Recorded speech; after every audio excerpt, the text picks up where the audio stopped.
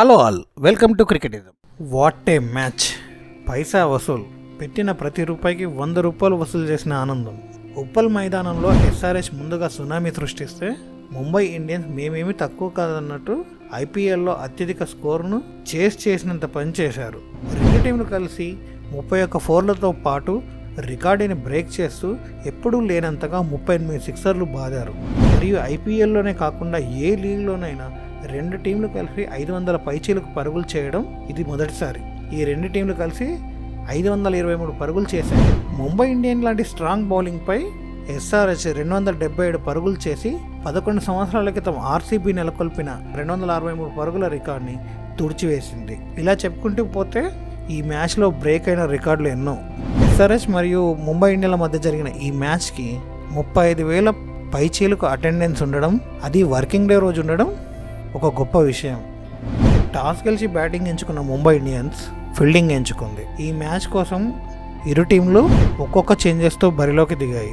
SRH తరఫున Marco Jansen బదులుగా Travis హెడ్ని, Mumbai Indians తరఫున ల్యూక్వుడ్ బదులుగా క్వేనా ఎంఫాకాను ఎంచుకున్నాయి. అయితే ఈ మార్పు ఎస్ఆర్హెచ్కు ఎంత కలిసి వచ్చిందో ముంబై ఇండియన్కు అంత బెడిసి కొట్టింది. మొదటి మ్యాచ్లో ఓపెనింగ్ బౌలింగ్ వేసి విపరీతమైన ట్రోలింగ్కి గురైన హార్దిక్ పాండ్యా ఏమాత్రం ఎక్స్పీరియన్స్ లేని క్వేనా ఎంఫాకాకు బాల్ అప్పగించాడు. టాస్ గెలిచి బౌలింగ్ ఎంచుకున్న హార్దిక్ పాండ్యాకు 5 ఓవర్లు పూర్తేసరికి విషయం అర్థమైంది. ఎస్ఆర్హెచ్ తరఫున మొదటి మ్యాచ్ ఆడుతున్న ట్రావిస్ హెడ్ తన ఇన్నింగ్స్ను ధాటిగా మొదలెట్టాడు. 18 బంతుల్లోనే హాఫ్ సెంచరీ చేసి ముంబై ఇండియా బౌలర్లను ఇరకట్టంలోకి నెట్టేశాడు. మయాంక్ అగర్వాల్ నిష్క్రమణ తర్వాత వచ్చిన అభిషేక్ శర్మ కూడా ట్రావిస్ హెడ్ నుంచి వచ్చిన కాన్ఫిడెన్స్ తీసుకొని వీర విహారం చేశాడు. వీళ్ళ దాటికి ఎస్ఆర్హెచ్ 7వ ఓవర్లోనే 100 పరుగులు పూర్తి చేసింది. ట్రావిస్ హెడ్ నిష్క్రమించిన తర్వాత కూడా అభిషేక్ శర్మ ఎక్కడ తగ్గకుండా 4లు 6లు బాధేస్తూ 16 బంతుల్లోనే అర్ధ సెంచరీ పూర్తి చేశాడు. 7 4లు మరియు 3 6ల సహాయంతో 23 బంతుల్లోనే 63 పరుగులు చేసిన అభిషేక్ శర్మ పీయూష్ చావ్లా బౌలింగ్లో పెద్ద షాట్కు ప్రయత్నించి అవుట్ అయ్యాడు. అభిషేక్ శర్మ నిష్క్రమణ తర్వాత మార్కరంకు తోడుగా తన south Africa partner Heinrich Klaasen రావడంతో ముంబై ఇండియాకు మరో వికెట్ ఇవ్వకుండా 20 ఓవర్ల పాటు వీళ్ళిద్దరే బ్యాటింగ్ చేశారు. 23 బంతుల్లో అర్ధ సెంచరీ చేసిన క్లాసెన్ ఇన్నింగ్స్ పూర్తయ్యేసరికి 4 4లు 7 6ల సహాయంతో 34 బంతుల్లో 80 రన్స్ చేశాడు. కేకేఆర్ మ్యాచ్లో కూడా విజయం వైపు అడుగేయడంలో క్లాసెన్ ప్రధాన పాత్ర పోషించాడు. ఇక్కడ తన ఫామ్ని కొనసాగిస్తూ అద్భుతమైన ప్రదర్శన చేశాడు. మరోవైపు మార్కరము 42 పరుగులు చేసి క్లాసెన్కు మంచి తోడ్పాటు అందించాడు. ఇన్నింగ్స్ పూర్తయ్యేసరికి ఎస్ఆర్హెచ్ 20 ఓవర్లలో 3 వికెట్లు కోల్పోయి 277 పరుగులు చేసింది. ముంబై ఇండియా బౌలర్స్ అందరూ తేలిపోయారు. ఎస్ఆర్హెచ్ బుమ్రా తన మొదటి 3 ఓవర్లను జాగ్రత్తగా ఆడుకుంటూ వికెట్ ఇవ్వకుండా జాగ్రత్త పడ్డాడు. 278 పరుగుల లక్ష్యంతో బరిలోకి దిగిన ముంబై ఇండియా తన ఇన్నింగ్స్ను ధాటిగా మొదలెట్టింది. ఇన్నింగ్స్ను బీభత్సంగా మొదలెట్టిన ఇషాన్ కిషన్ 2వ ఓవర్లో 3 6లు బాదుతూ 23 పరుగులు పిండుకున్నాడు.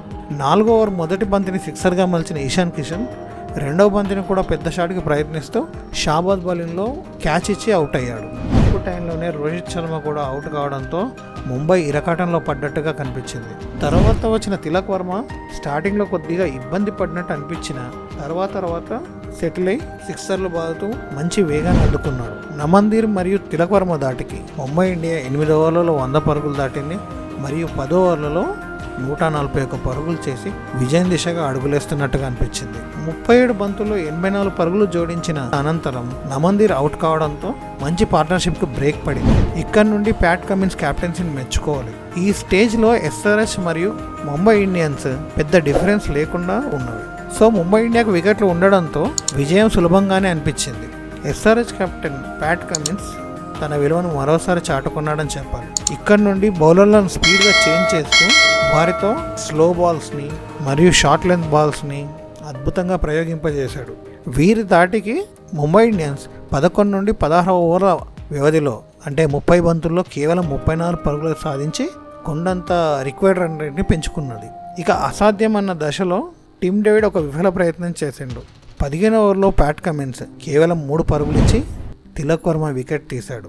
ఓవర్కి 1-2 6లు టిమ్ డేవిడ్ బాదుతున్నా ఆ లక్ష్యాన్ని చేయించడం అంతా సులభం కాలేకపోయింది. హార్దిక్ పాండ్యా మీద కొండంత ఆశ పెట్టుకున్న ముంబై ఇండియా అభిమానులు కేవలం 20 బంతుల్లో 120 స్ట్రైక్ రేట్తో 24 పరుగులు మాత్రమే చేసి నిష్క్రమించాడు. రొమారియో షెపర్డ్ చివరిలో మెరుపులు మెరిపించిన నిర్ణీత ఓవర్లు పూర్తయ్యే వరకు ముంబై ఇండియా 5 వికెట్ కోల్పోయి 246 పరుగులు చేసి 31 పరుగులతో ఓటమి పాలైంది.